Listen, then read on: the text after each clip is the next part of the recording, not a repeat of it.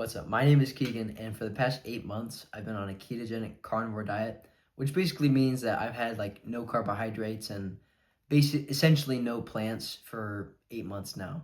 I'm alive. I'm not exactly sure what I'm gonna call this video, title it. I might say like the brutal reality of the carnivore diet or the brutal side effects or whatever, but I've been on this diet for 8 months, and so like for this video, I'm gonna lay out some like negative things about the carnivore diet, but I just want to preface this with that this diet has helped me a lot in my life. It's stopped me from overeating food. It's helped me get leaner, more athletic. My energy levels have never been better, and so I just want to preface the video with that. Like, there's a reason why I've stuck to this for 8 months. And it's not because I'm I can't speak, dude. Inducted into like the carnivore cult or whatever. It's just I have an understanding, and it makes me feel good, and that's why I've stuck to it for 8 months. Like I wouldn't stick to it if it didn't make me feel absolutely amazing, right? Like I just think that's stupid. Why would you stick to a diet that makes you feel awful? Like it's just idiotic. Anyways, I just want to address the brutal truths that occur and that you realize whenever you're on a low carb ketogenic diet and you've kind of done a little bit more research into like diet and nutrition and that sort of thing. Like there's just some brutal like red pill truths that I just want to share with you today. And so yeah, that's what I'm going to share with you. And I think the biggest thing, and this is kind of like a hit against carnivore, but it's not a silver bullet. You know, like so many people, I think, whenever they hear about this diet and, oh, you know, I lost this amount of weight on it. I found, you know, this, it makes me feel really good. And, I'm down to like 8% body fat, guys. Like they hear these stories and, that's cool that those people achieve those things. But I think some people get the wrong idea from that, and they see these people that they're also doing other stuff, like they're working out, they're exercising, they've maybe got slightly better genetics, or maybe they weren't eating nearly as poorly beforehand, and so they get onto this diet of like zero carb, high protein, that sort of thing, and they have all those like prerequisite things like working out and whatnot, and then someone else switches and they don't have the same like lifestyle factors and they don't get the same results. Well, it makes sense. Like no diet is going to be a silver bullet, right? It's just the brutal reality. No diet is going to be a silver bullet. It's because if you think about like you could eat a vegan diet for a day. That doesn't really make you a vegan, does it? I mean, vegan for a day, cool. Carnivore for a day, it doesn't really matter. It's what you do over a long period of time. It's the average of what you eat over a long period of time is generally going to predict your outcome, at least in terms of diet, right? Diet results or whatever, right? Like if you had people who had the same sort of like lifestyle factors or whatever, and they ate, I don't know, like 3 months here of this month, or I think you get what I mean here. It's like if they eat on average differently, then that's going to be the factor that changes their life. But if their lifestyle factors are different, then obviously there's going to be different things. And like most people's lifestyles are pretty different. So expecting some diet to absolutely revolutionize your life it's a high expectation if you really think about it, right? I think personally the carnivore diet is helpful, and like a low carb ketogenic diet is very helpful, right? I think cutting out processed foods and that sort of thing is also really helpful, right? But it also depends on just your lifestyle in general, right? Like if you're not working out, you're sitting around, you're not getting sunlight, you're drinking freaking like weird, gross tap water. If you're, like if you're microwaving your balls or something, like, I don't know, something weird, right? You're just eating, like you're just on the average person's lifestyle of staring at your screen 8 hours a day, right? Like you're probably not going to improve that much. Like you'll probably feel a little bit better if you start eating really clean, maybe cut out all the carbs and whatnot. You'll probably start feeling better, But can you really expect to get a six-pack in the next, like, 6 months if you don't change anything? No! Like, that's just stupid, bro. Right? And so that's just kind of the thing that I wanted to dispel is, like, no diet is going to be a silver bullet. The carnivore diet is not a silver bullet. Keto is not a silver bullet. Veganism isn't a silver bullet. There's no such thing as a silver bullet. Okay? Like, it's kind of like this human thing, at least that I've experienced, and something that I try and do sometimes is like look for the silver bullet. Where's the silver bullet? How can I run faster now? How can I do this thing now? Right? It's just kind of like an innate human thing to look for shortcuts, and I guess that makes sense. But it's just you got to understand this. Like there is no shortcuts. There are very little shortcuts in life, and just thinking that a diet is going to save you 100% whenever you're doing everything else incorrectly, that's not good. But if you change your diet and you change your lifestyle along with it, it can absolutely revolutionize your life and then you stick to it over a long period of time. That's going to make the difference. That's going to make such a huge difference in your life. So, yeah. Even though it will help, in my opinion, the carnivore diet, it's not a silver bullet. And I don't think any diet is really a silver bullet. It really matters what you do over a long period of time, and what you do on a consistent basis is going to determine your outcomes in life. So yeah. The next brutal reality that you learn about on the carnivore diet is that everything else fucking sucks, at least food-wise. And this is kind of annoying because maybe you actually enjoy sweets. Maybe you used to enjoy some level of like, I don't know, like carbs or whatever, or some vegetables, right? But whenever you're on this diet and you're on it for a while, and then you decide to try and switch back, you just feel the negative side effects from everything else. And a part of that is because you're not accustomed to the food, but it's also because you can't digest the food, because the food is toxic, because the food has poisons in it. There's a lot of reasons why everything else sucks, right? It's an elimination diet. Like the carnivore diet specifically is an elimination diet, right? You're eliminating everything else besides like meat, eggs, and maybe some butter if you can tolerate that. Maybe even remove eggs if you can't tolerate those, right? So you get rid of a lot of crap, right? Like I remember I used to eat, like a lot of things, a lot of variable different things. And now I eat like, I don't know, maybe like 10 things, right? If you include like the different variety of meats and like fishes and whatnot and eggs and a little bit of dairy, right? Maybe like 10, 15 things, right? That's not a lot of stuff. But everything else sucks. And that's the brutal reality, is that everything else absolutely sucks. Because I can tell you, even whenever I went on to a mostly clean diet, so I was just eating like fruits and vegetables and meats and whatnot, whenever I was going on basically like a completely clean diet, and then I went back to eating processed food with it has like weird gluten and like processed and fiber and BS stuff, right? I remember eating some like weird protein bar, and then my stomach just absolutely rejecting it for the next like 3 hours and just feeling awful because of it, right? That's like level 1. And then now it's that with basically everything that isn't like animal based, right? It's like I can eat some like garlic or whatever, and oh yeah, like, oh, the taste of garlic, cool. But then my intestines are like, what the heck are you eating? And the gas is just like crazy. I don't eat a ton, but it still lights me up, man. It's bad.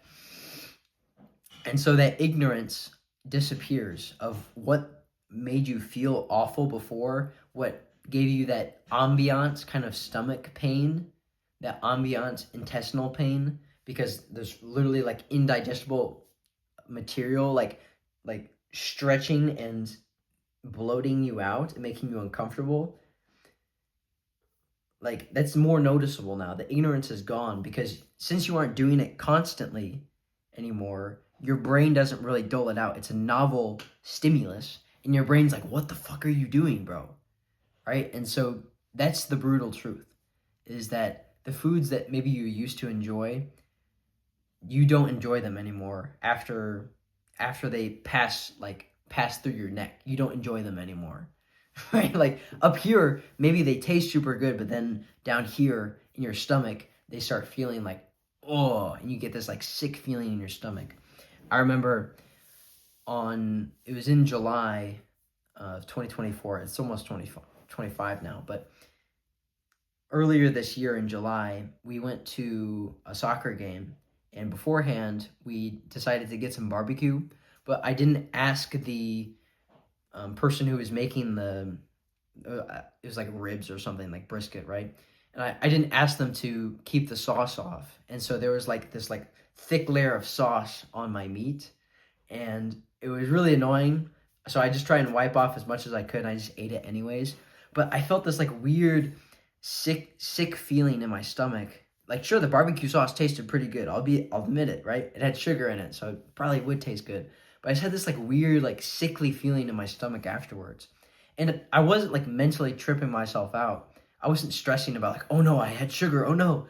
It was just kind of like, oh well, like I'll scrape up as much as I can, but okay. Like I don't think I'm super autistic about that anyways, like to the point of like, oh no, but if I have sauce and seasonings on my food, I'm going to die. Like if there's a little bit of like seasoning on my meat, I'm not going to stress about it. Like, yeah, I'll try and wipe it off, but it's like, okay, whatever.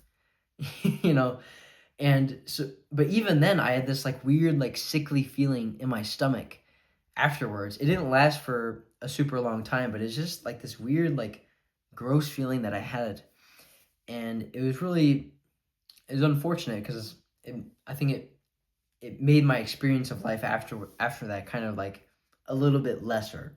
But that's the brutal reality, is the stuff that you enjoyed before becomes less enjoyable, and it's unfortunate. The next brutal reality is that people will think you're fucking crazy. And, if this video gets more than like 10 views, then there's going to be probably some sort of like vegan or carb addict in the freaking comment section saying, actually, I've been vegan for 8 years and telling me how I'm going to die in the next 5 years because of, like heart disease or whatever. It's funny, but there's going to be those people out there. If you're on this like ketogenic carnivore diet, you don't eat carbs. Like if you cut out specific things, or you do like, if you do any sort of diet, there's going to be someone out there who thinks you're crazy. Like, it's just how it is. Like, there's going to be someone out there who judges you and says, no, but your way of eating is dangerous. What you're doing is dangerous. You're going to die. Oh my God. Oh no, the way you're eating. And like, they're so stressed about the way you live your life. I think it's so funny, bro. Even though like, even though you've said that you're feeling great, you've literally been living your best life, and there's people who's judging you like, oh no, what you're doing is bad. It's dangerous for you. It's like, okay, like for me personally, like if you like eating just plants and you're like a vegan dude and you're doing and you feel good, cool. Like I don't care, right? Like I disagree with your way of living, but like I don't really care that much, to be honest. I'm just sharing my way of living, the way I eat, because it's really helped me personally. Like you can do the same, right? You can do the exact same and not hate on someone else, but to each his own, okay? Like it is what it is, but people will think you're crazy no matter what you're eating. Someone will think you're crazy or unhealthy. Someone will judge you, okay? So that's just the truth, but it's especially true with carnivore, as far as I'm aware, just because it's a more extreme diet, and I admit that wholeheartedly because it is more extreme compared to other people's diets. Like that's just the truth. Is it extreme for me? Not really. I mean, I like eating other things. I think it's actually extremely simple and easy, but for some people it can be considered extreme, right? It's just if you think about it in like a bell curve, right? A majority of people are probably going to be like eating both. And then there's going to be those tail ends, right? And so I'm probably in like the right tail end, which is going to end up being more extreme compared to the average person, right? But you also got to think about what the average person lives like, you know? So just think about that. I also wrote down here that the vegans and the carb addicts will vouch will vouch for that in the comments. They will think I'm crazy. Oh no. Anyways, the next thing is there's going to be the brutal reality is that there's going to be a little bit of nostalgia for the foods that you once ate. I kind of talked about this a little bit with how everything else, the things that you once enjoyed now suck. But you're going to feel those little bits of nostalgia at some point, I think. At least for me. The reality for me is I've experienced some nostalgia for like sweets, some certain foods that I used to enjoy. And it sucks because, I used to enjoy those foods. I have kind of like fond memories, weirdly enough. Like something that I look back on sometimes is eating like this mug protein pancake that I would make every single day before going to 5 a.m. workouts with my brother. Um, it was for the high school, and this was where I started getting stronger. I started, you know, building a little bit of muscle and started like feeling more confident in myself because I was waking up early and I was putting in this work, and I would go run every single morning before school as well if I wasn't lifting. It was really nice, and I have nostalgia for that time because it was like a simpler time in my life as well, and I don't know. It's just kind of like that weird nostalgia for that time back then and the food associated with that, if that makes sense. I understand now, like what I was eating then probably wasn't the healthiest. Like, dude, I was throwing in some chocolate chips in there, bro. I put some like brown sugar on the top. It was so good, but man, ton of sugar, bro. But yeah, it's just that's how it was. That's the nostalgia factor, if that makes sense. But and that's the brutal reality that I wanted to share is just you're gonna like you may feel some sort of nostalgia for those foods, even if you're aware of like how easy it is to overeat them. Like just the other day, like Christmas was a couple days ago, and my mom made cinnamon rolls, Christmas morning, like she always does, right? And it's a nice treat, but I didn't have any this year, and it like there is a little bit of that nostalgia, like cinnamon rolls on Christmas morning, opening presents up with your family, that sort of thing. And I was considering it, but I was like, this goal that I have for the next 5 months is more important than that. And that's how I kind of overcame it. But I did have that nostalgia factor of like, oh man, maybe I should have this. But yeah, you will. That's the brutal reality is some nostalgia and some kind of sadness almost. Like you just kind of think about like what would your life have been like had you been eating cleaner earlier? Maybe not even like full carnivore or whatever, but had you been eating cleaner, what would have your life looked like? And maybe you could maybe you can actually build those memories with the diet that you're, with a cleaner diet and that sort of thing. That's what I'm thinking about now actually. It's just like maybe you can build nostalgic moments with eating clean or just maybe disconnect it from food entirely and just go with it like on how disciplined you were, on how consistent you were, how much work you put in, that sort of thing, instead of, oh, the food tasted good and then I went and did this thing, I don't know. That's that's the couple of things I've been thinking about. But yeah, overall though, even with these brutal truths, at least I think they're relatively brutal. Um, I think that this diet has changed my life, and like honestly, it probably like I would say it has. And even though maybe it's not the most fun diet, maybe I don't get to eat everything I want all the time, I still believe that it's made me feel a lot better. I've been My mental clarity is a lot better. My energy is a lot better. I feel a lot more comfortable a lot of the time. I'm more calm, surprisingly. There's a lot of like kind of like those niche benefits. Like sometimes you'll hear about like the what is it? I don't I forget what they're called, but they're like niche benefits of carnivore, and I've experienced some of those, and I just think they're great. It's kind of like perks, you know. It's like the membership perks at a gym or whatever. But yeah, it's just the reality I live in is much better than today.